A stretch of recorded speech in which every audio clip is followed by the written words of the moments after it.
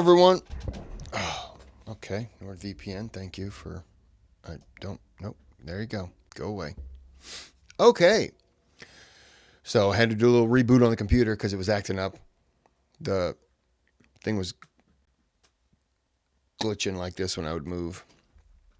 I think I have every single video that I do is a gig over a gig.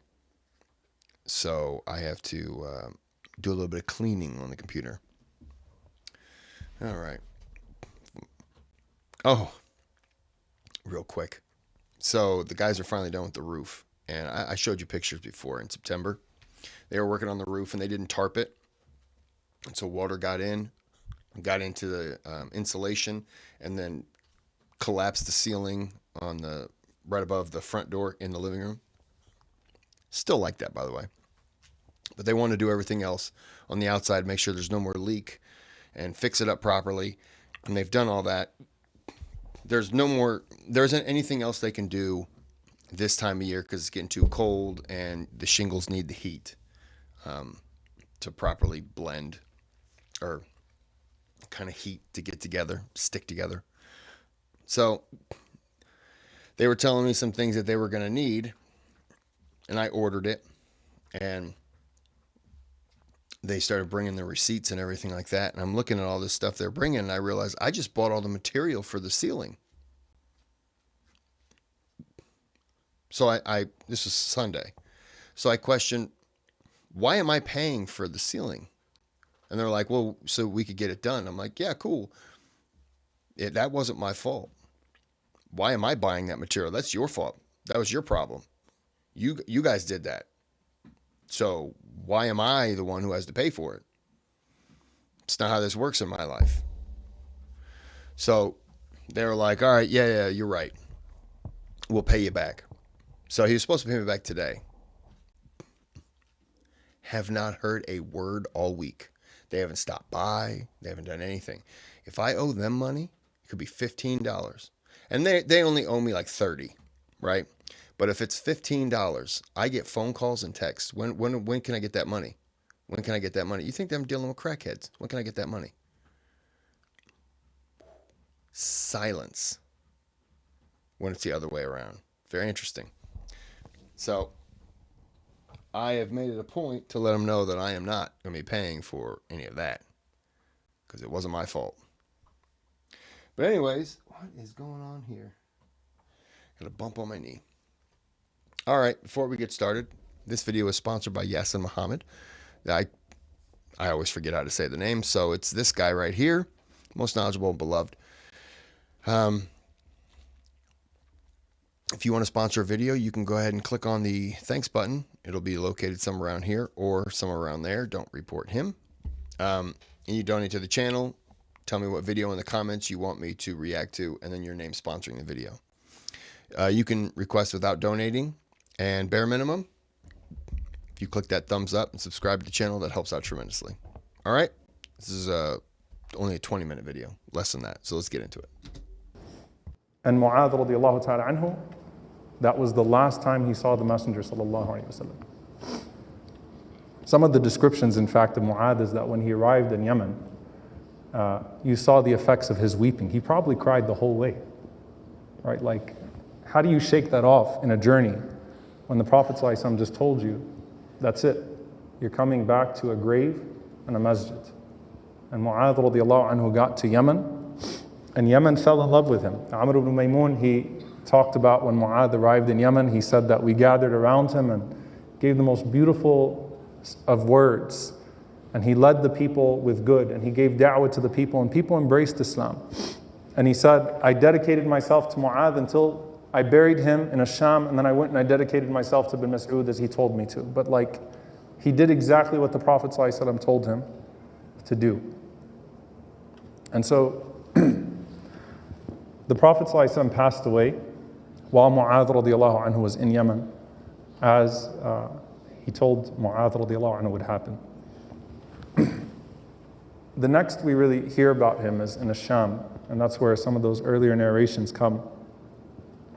In Syria, because it was in Syria there where Omar radiallahu ta'ala anhu placed Muadh radiallahu ta'ala anhu first and foremost as a scholar, and then eventually as the head of Asham, as the head scholar of Asham, after Yazid ibn Abi Sufyan as the governor of Asham, not Yazid ibn Muawiyah, Yazid ibn Abi Sufyan radiallahu anhu was a companion, and then Muadh radiallahu ta'ala anhu, when he made it to Asham after Yemen, he became the head scholar of Asham that people would look to as they used to look to him in the society of the Prophet sallallahu alaihi wasallam. And then Umar radiallahu ta'ala anhu heard about the plague that was starting to become widespread in that time. And listen to what Umar radiallahu ta'ala anhu said. He said, "In adrakani ajali wa Abu Ubaidah ibn al-Jarrah hayyun, istakhlaftuhu." If my death comes to me and Abu Ubaidah al-Jarrah, the Ameen of this ummah, is still alive, he said, I would make Abu Ubaidah the Khalifa. فَإِن سَأَلَنِي اللَّهُ لِمَا اسْتَخْلَفْتَهُ عَلَى أُمَّةِ مُحَمَّدٍ صَلَّى اللَّهُ عَلَيْهِ وَسَلَّمَ. And if Allah were to ask me, why did you make him the Khalifa of this ummah? I would say, إِنِّي سَمِعْتُ رَسُولَكَ صَلَّى اللَّهُ عَلَيْهِ وَسَلَّمَ يَقُولُ إِنَّ لِكُلِّ نَبِيٍّ أَمِينًا وَأَمِينِي أَبُو عُبَيْدَةَ بْنَ الْجَرَّاحِ. That the Prophet ﷺ said that every ummah has a trustworthy person, a person who carries their trusts, and the trustworthy person, the Ameen of this ummah, is Abu Ubaidah al-Jarrah radiallahu ta'ala anhu. So some of the people, they started to say, what about this person, what about this person? And Umar radiallahu anhu rejected it. And he said, فَإِنْ أَدْرَكَنِي أَجَلِي وَقَدْ تَوُفِّيَ أَبُو عُبَيْدَةَ. And if my death comes to me and Abu Ubaidah has passed away, اسْتَخْلَفْتُ مُعَاذ ibn Jabal. I would put Muadh ibn Jabal radiallahu anhu as the Khalifa of this ummah. فَإِنْ سَأَلَنِي رَبِّي عَزَّ وَجَلَّ. And if my Lord were to ask me, لِمَا اسْتَخْلَفْتَهُ, why did you make him the Khalifa? قُلْتُ سَمِعْتُ رَسُولَكَ صَلَّى اللَّهُ عَلَيْهِ وَسَلَّمَ يَقُولُ إِنَّهُ يُحْشَرُ يَوْمَ الْقِيَامَةِ بَيْنَ يَدَيِ الْعُلَمَاءِ نَبْذَةً. The Prophet ﷺ, I heard the Prophet ﷺ say that he will be raised amongst the scholars with a degree of separation. He will be ahead of all of the scholars on the Day of Judgment when he is resurrected. So his position with Umar radiallahu anhu is the position of a potential Khalifa. Just to understand sometimes when you talk about people that existed at the time and the ranks that they had, it's a pointless exercise when you start to say, well, was he better than this person and better than this person and better than this person? Just take from it what a great man he is. That's all. Instead of comparing to this person, comparing to that person, comparing to this person. Now, subhanAllah, Umar radiallahu ta'ala anhu maintained a relationship between Abu Ubaidah and Muadh. And Umar, part of his tarbiyah was to test the people that he thought very highly of and that he loved most. So one time, he took 400 dinars. This is before the plague breaks out in Asham.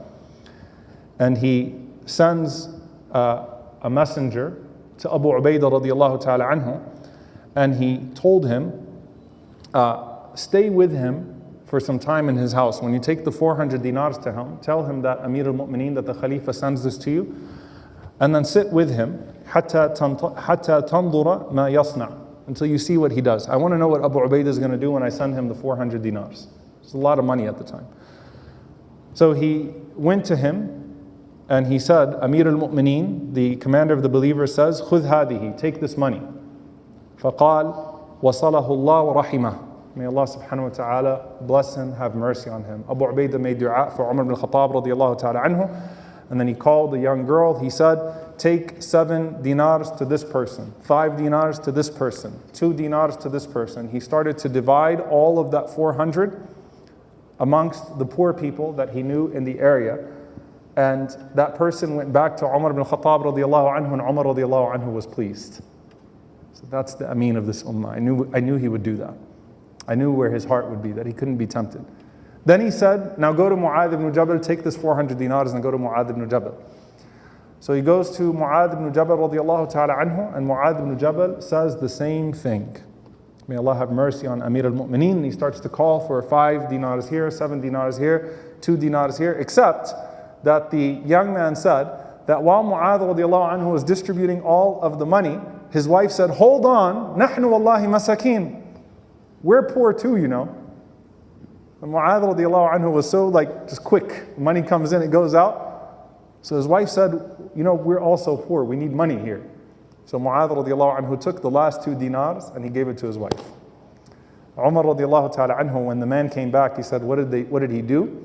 He told them what he did. Umar radiallahu ta'ala anhu, he laughed and he said, إِنَّهُمْ إِخْوَةٌ بَعْضُهُمْ مِنْ بَعْضٍ. They're brothers, they're cut from the same cloth, right? These are two brothers. I know my companions. I know Abu Ubaidah. I know Muadh. And I knew that that was going to be the way that they were going to act. One time, Muadh radiallahu ta'ala anhu, Umar sent him radiallahu anhu to be a distributor of zakah. And he came back home and once again, he didn't have anything. So his wife said, أَيْنُ الْمَالُ الَّذِي يَجِيءُ بِهِ الْعُمَّالِ. Where is the wealth, where is the money that those who, وَالْعَامِلِينَ عَلَيْهَا, right? Allah mentions those who distribute the zakah should have a share. They get paid as well. So Muadh radiallahu ta'ala anhu had to find his way out of not bringing home any money. So he says that Umar radiallahu anhu sent a raqib with me. You know, there was someone else that was with me, like a watcher over me. And she says, قَدْ كُنْتَ أَمِيرًا فِي عَهْدِ رَسُولِ اللَّهِ صَلَّى اللَّهُ عَلَيْهِ وسلم. But you were a leader in the time of the Prophet صلى الله عليه وسلم. How could Amir al-Mu'mineen do that to you? So she complained, and it got back to Umar radiallahu anhu, and Umar radiallahu anhu calls Muadh and he says, what are you talking about? I didn't send anybody with you. And Muadh radiallahu anhu says, Ya Amir al-Mu'mineen, لم أجد ما أعتذر به إليها. He said, I couldn't find an excuse to give her. Al-Raqib huwa Allah. Allah is the watcher over me. And I just could not find a way out of this. And Umar radiallahu ta'ala anhu, he laughed and he gave him some money and he said, take this and give it to your family, أرضها به, and make her happy with it, right? Go take this wealth home and make her happy with it, please her with it. So this was the character of Muadh radiallahu ta'ala anhu. And when it comes to his death radiallahu ta'ala anhu and that plague, subhanAllah, you know, I always look back at, before COVID started, we did a lecture on Amwas, on the plague of Amwas, and how the Sahaba dealt with plague and how they dealt with widespread disease, and how many companions died in this plague of Amwas. Some of the greatest companions, I mean, it was absolutely devastating, died in this one plague of Amwas in Ash-Sham. And the first person to go was Abu Ubaidah radiallahu ta'ala anhu. He was the Amir, and he passed away. I remember Umar radiallahu anhu said that if I'm alive, I'm going to make Abu Ubaidah Khalifa, and if he's dead, I'm going to make Muadh the Khalifa. So after Abu Ubaidah radiallahu ta'ala anhu passes away, Muadh radiallahu ta'ala anhu is appointed as the Amir of the people. And Muadh happens to be the one who narrates the hadith about the plague, and that he who dies from the plague would die as a shaheed, would die as a martyr. He happens to be the narrator, and he says, I remember the Prophet ﷺ putting his hand on me and sharing that with me. So he said, as the plague started to spread, إِنَّهُ رَحْمَةُ رَبِّكُمْ عَزَّ وَجَلَّ. What year are we talking about with this plague? Because I don't remember. The first plague that comes to mind for me is like the Black Death and the...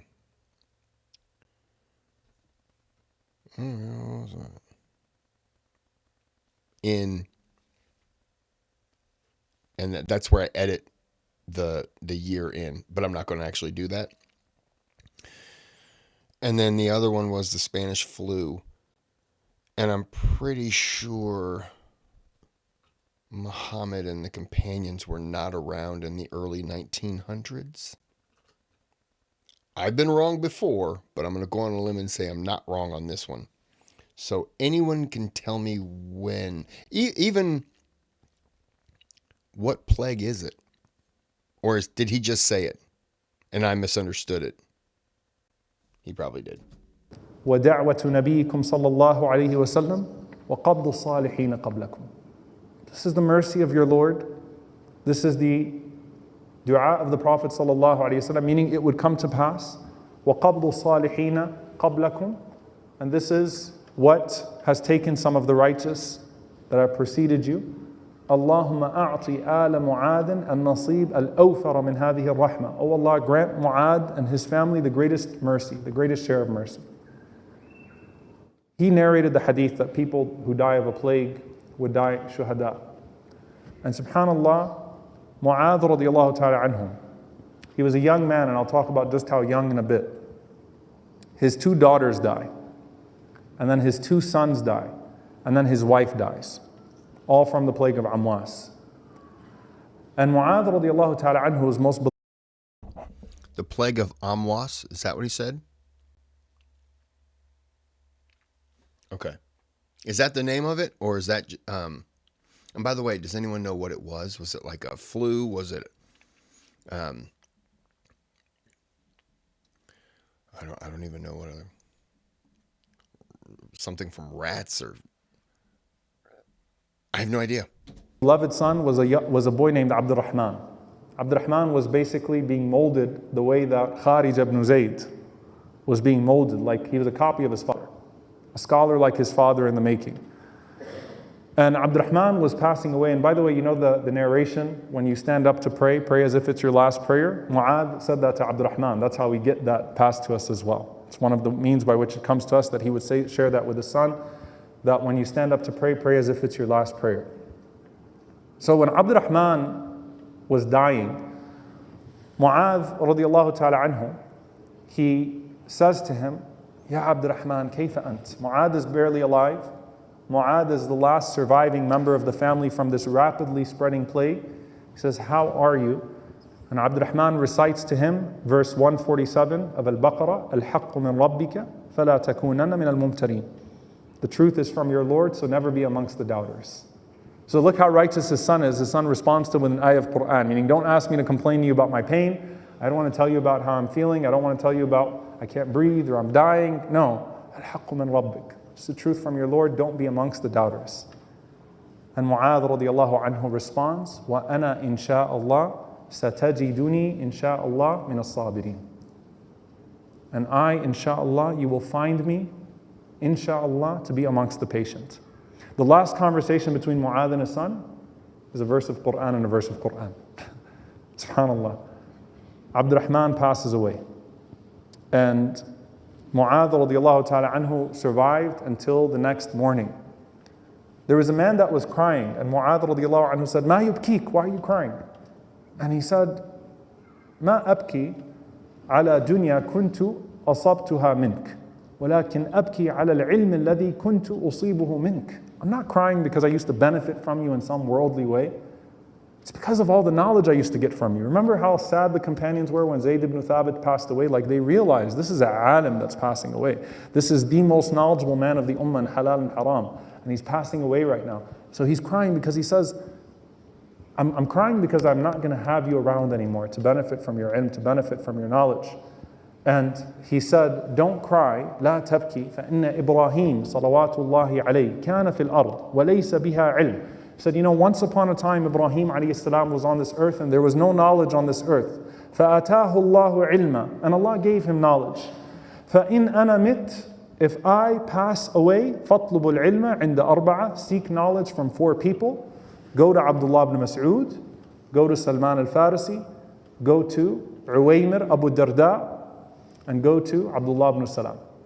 So we've already covered the other 4, and we've mentioned this narration in all 4. This is the context in which that narration comes. Muadh is saying, look, if I die now, go to these 4 men. These are the 4 most knowledgeable people that are left, where you can go and you can seek knowledge. And then when he was dying, subhanallah, he says, Rabbi khnuqni khanqatak. Oh Allah, let it happen. As he felt his soul coming out, let it happen. And the last words Muadh radiallahu anhu says, you can't even write this better. He says, فَوَعِزَّتُكَ إِنَّكَ لَتَعْلَمْ أَنَّ قَلْبِي يُحِبُّكَ. You know, O Allah, that my heart loves you. So go ahead and take my soul. Those were the last words from this great companion, Muadh ibn Jabal radiallahu ta'ala anhu. You know, O Allah, how much my heart loves you.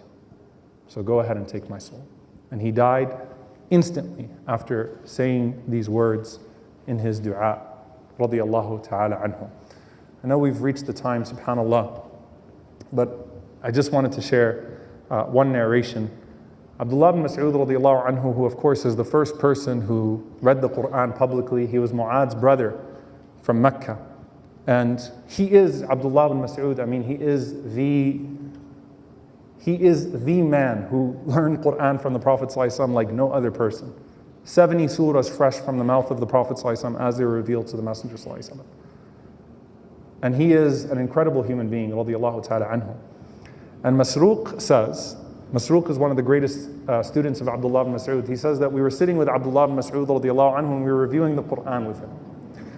So he said, we started to recite, Inna Ibrahim kana ummah. Ibrahim was an ummah. Qanitan lillah. He was devout in his worship to Allah. Hanifan, a monotheist. Walam yakum min al-mushrikeen. He was not from the disbelievers. So he said, we were reciting it, and Abdullah ibn Mas'ud radiallahu anhu goes, Inna Muadhan kana ummatan qanitan lillahi hanifan walam yakum min al-mushrikeen. Muadh was an ummah. Muadh was an ummah. He was a nation who was devout in his worship to Allah subhanahu wa ta'ala. And he was not from those who attributed a partner to Allah. So they kind of stopped and they read again. Inna Ibrahim kana ummatan qani. He said, Inna Muadhan kana ummatan qanitan lillahi hanif. So they did it 3 times and then they were like, what is this? Ma hadha ya Aba Abdurrahman. What is this? Like, the ayah says, Inna Ibrahim. He's saying, no, I know the ayah says Ibrahim. I know. But he said, Nushabbihuhu bi Ibrahim. I'm comparing him to Ibrahim. How? قال أتدرون ما الأمة? He asked the students, he said, do you know what an ummah is? You know what a nation is? A nation is not a people in quantity. Do you know what a nation is? He said, الذي يعلم الناس الخير. Someone who teaches the people goodness. And he said, أتدرون ما القانت? Do you know who a devout worshipper is? الذي يطيع الله ورسوله. The one who follows Allah and the Messenger صلى الله عليه وسلم. So he says, إن معاذا والله كان أمة. Muadh by himself was an entire ummah, radiallahu ta'ala anhu. And subhanallah, here's the plot twist at this all. How old was Muadh when he died?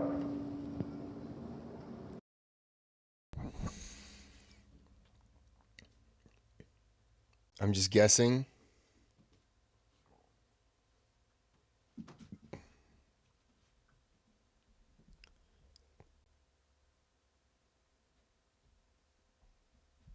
$35. Why do I feel like he died young? 35. 34 years old. No. I almost said 24, but I thought, no, that's way too young because he was a teenager when he was involved. 34 years old. Man, he lived a life. A very short one. You think about this man, and it's like the Sayyid al-Ulama on the Day of Judgment, the master of the ulama, the scholars on the Day of Judgment, all the Sahaba talking about him in this way, and the praise of Muadh and the global status of Muadh. He was 34 years old when he died. Radiyallahu ta'ala anhu. Shows you, once again, subhanAllah, what the Prophet ﷺ built in these people from a very young age. Those who narrated from him, Abdullah ibn Umar, Umar himself, Ibn Abbas, Jabir, Anas, Abu Umama, the list of companions that narrated from him are so long. And subhanAllah, he was only 34 years old, which means stop waiting to pursue your Lord. And this was the man who said, Inna firari min an-nari bati' wa talabi lil jannati dha'if. That I'm running too slow away from the fire and pursuing paradise with such weakness. Run to Allah subhanahu wa ta'ala. Dedicate yourself. Muadh radiallahu anhu did not get that position by waiting around. He got that position because he heard the call of Allah and the Messenger sallallahu alaihi wasallam, and he immediately listened to it and embraced it with all of his heart. So especially to the young people in here, don't wait. Muadh got a head start radiallahu ta'ala anhu, and that's how he became the person that he became radiallahu ta'ala anhu. SubhanAllah, we're already out of time and there's a lot more to say about him. But all we can say is this was the man who the Prophet ﷺ said, I love you too. And this was the man who we learned that those who love each other for his sake, Allah's sake, will be under the throne of Allah subhanahu wa ta'ala in high positions. And this was the man who we come close to Allah, or one of the people that we come close to Allah subhanahu wa ta'ala and to his Messenger ﷺ by loving. And so we pray to Allah subhanahu wa ta'ala to make us amongst those that love Muadh radiallahu ta'ala anhu, that emulate Muadh radiallahu ta'ala anhu, and that love the Messenger of Allah sallallahu alayhi wasallam who loved Muadh, and that love the one who sent Rasulullah sallallahu alayhi wasallam to Muadh and to all of us. And may Allah make us all amongst those who love each other for His sake. Allahumma ameen. Inshallah ta'ala, next week we'll talk about Ubay ibn Ka'b radiallahu ta'ala anhu. Jazakumullahu khaira. Assalamu alaikum wa rahmatullahi wa barakatuh.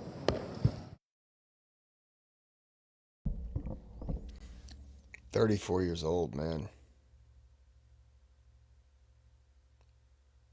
Wow. Almost doesn't seem fair to be such a good person and to not be able to experience a full life. But at the same time, what he experienced in his 34 years could be several lives for other people. Interesting. Okay. Well, this is good. I hope you enjoyed. I made a promise that I would do an unknown person. Um, I always butcher the name. Khalid Ibwalid. I had part one. I was going to do part two. Got sidetracked. Now people are like, you got to do, your part two. So I'm going to have to get that one out. I completely forgot all about it. All right. Well, we're going to end this here. I hope you enjoyed it. Well, until next time, have a good day. Have a good night.